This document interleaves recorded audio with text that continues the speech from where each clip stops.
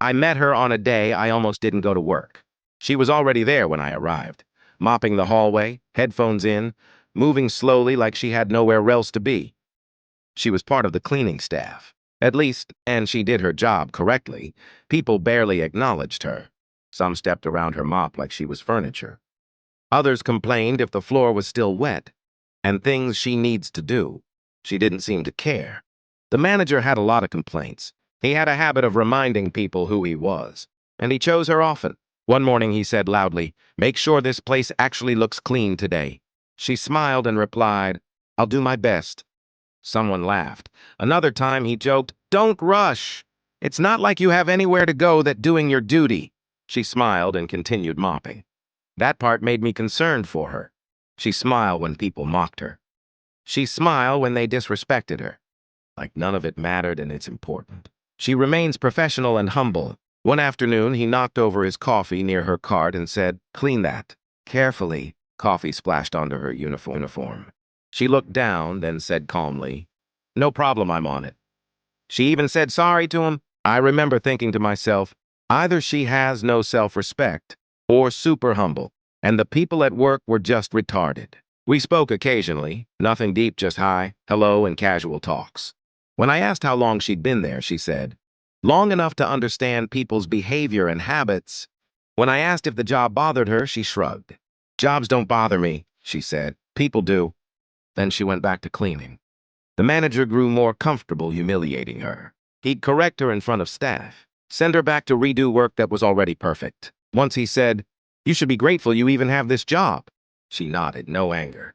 No explanation, just calm, and walked away to her quarters. She appeared the next day and had found loads of trash waiting, which she did without hesitation.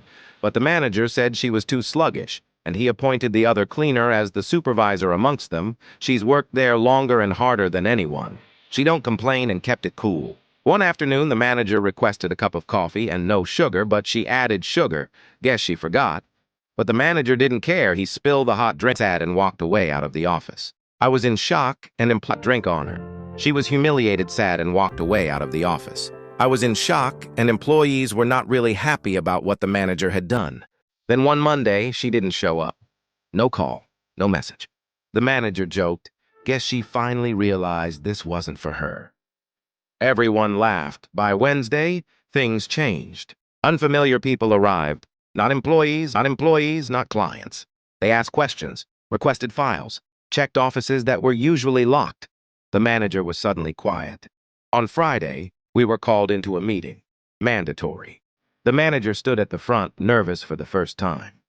He said, "The CEO will be joining us shortly." The door opened, and she walked in. At first, no one recognized her. Different clothes, same posture. She stood beside the manager and waited. The room was silent. Then she spoke. "Good morning," she said. "For those who don't know me, my name isn't important." She paused. "What's important is that I founded this company." You could feel the air leave the room. She continued, calm and steady. "I built this business from the ground up. And before expanding, I wanted to understand it from the inside. So I worked quietly, without a title, without protection." Her eyes moved across the room. "I watched how people treated someone they believed had no power."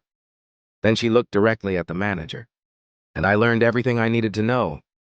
No shouting, no insults. Just truth." The manager was escorted out minutes later. Before leaving, she addressed us one last time.